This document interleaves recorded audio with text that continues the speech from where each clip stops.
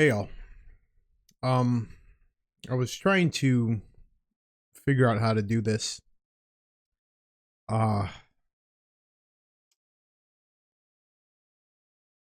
these last 48 hours have been really interesting.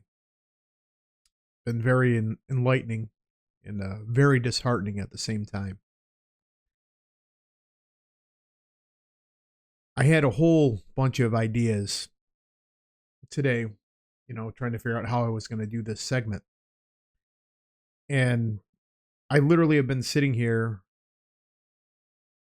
since 9:30 p.m. in front of the camera, hitting record, stopping recordings, removing recordings, deleting recordings,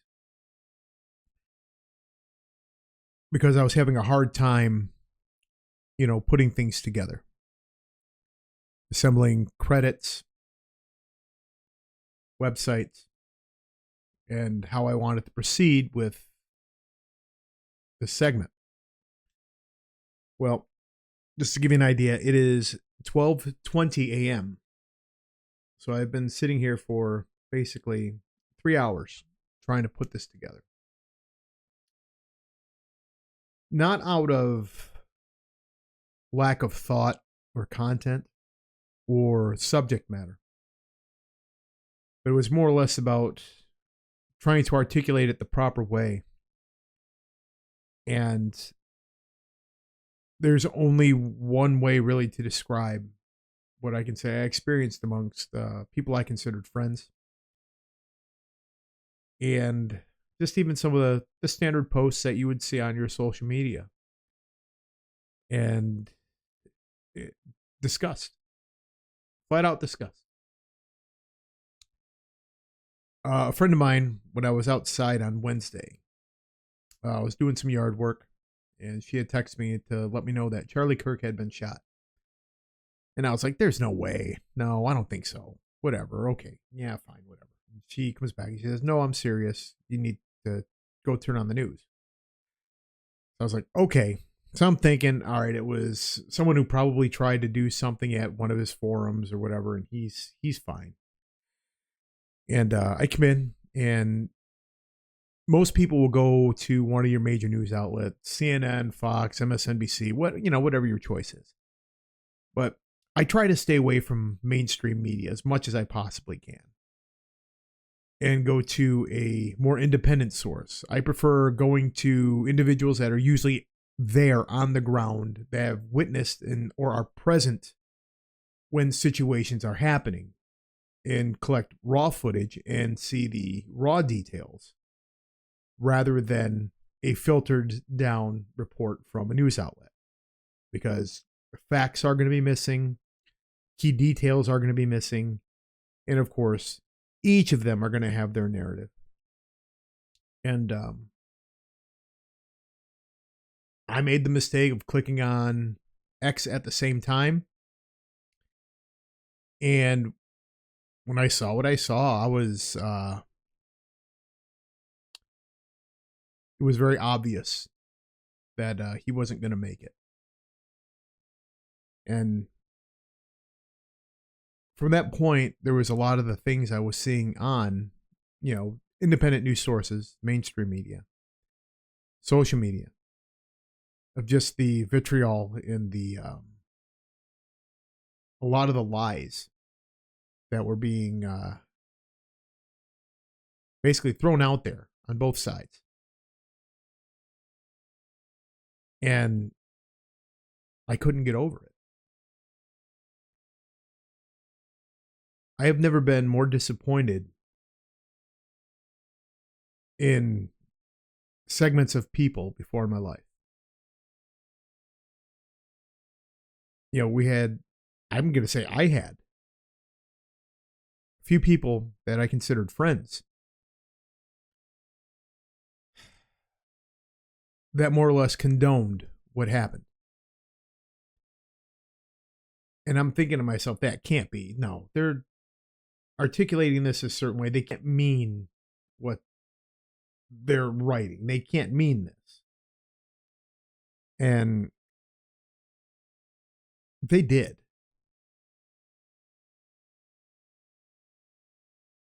And there was almost a point where I felt so much pity for those people that actually carry that much hate inside them. That their fear of somebody else's words being used to convince other strangers, that their policies are wrong or their way of life is wrong.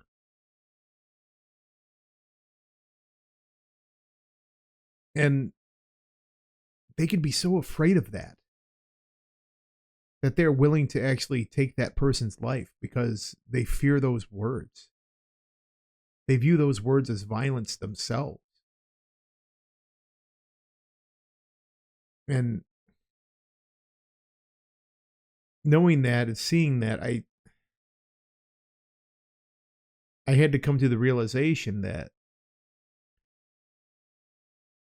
I can't associate with people like that because it's not who I am. It's not who I represent. It's not what I represent. It's not what I stand for.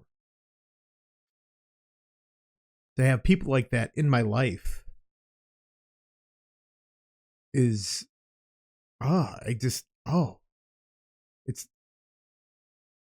it makes me sick knowing that I know people that were for what happened. Basically saying that if he was used more of a kinder, gentler type of word, this wouldn't have happened to him. Or all he did was spout hatred. He was a racist, misogynist, a Nazi.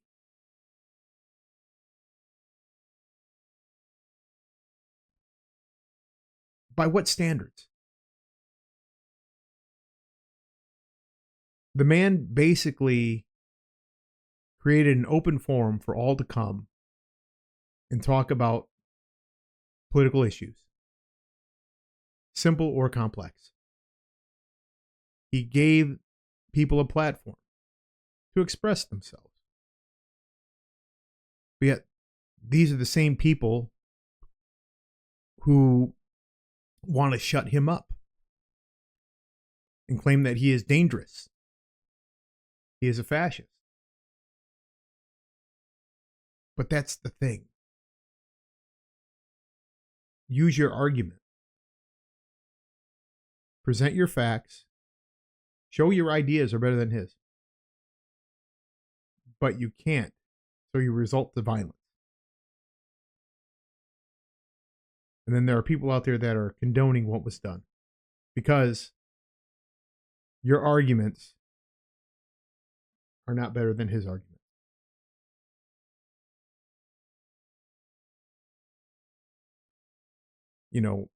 Just because you agree with somebody on some political issues doesn't make you a Nazi. Doesn't make you a fascist. How many of us that are in the middle or right of center are portrayed. Guess what? I'm pro-life. Oh my God. That means I'm anti-women's health. Really? Because I'm pro-life?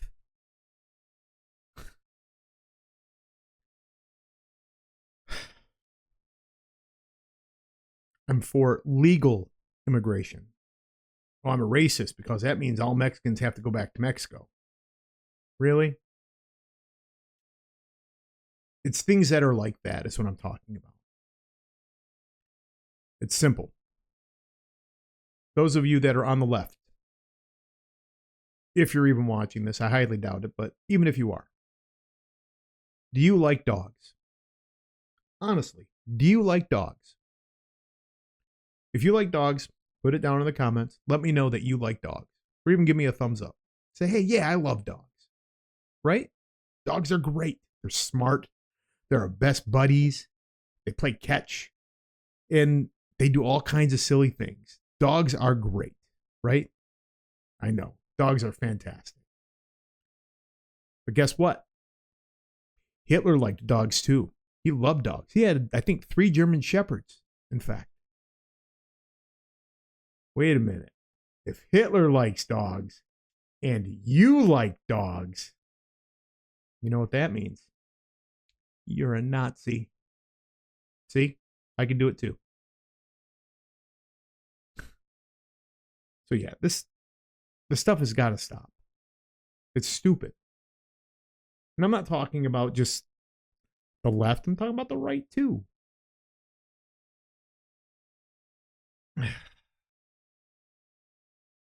You know, I know I'm here. I'm most of the time I'm here, rambling on to you guys. It's my anti-left stuff, anti-Democrats, because I don't agree with their policies.